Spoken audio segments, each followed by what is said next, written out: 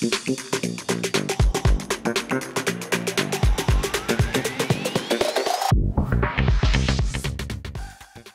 kontrakt manažmentu je aktuálna vo všetkých firmách, aj vo verejnom sektore, aj v organizáciách, ktoré už k tej tvorbe a riadeniu a zmluv alebo správe zmluv pristupujú nejakým spôsobom systematicky. Je to mimoriadne aktuálna téma a rezonuje to naprieč celým spektrom, čo sa týka odvetvia, veľkosti firmy, to je naozaj agnostické.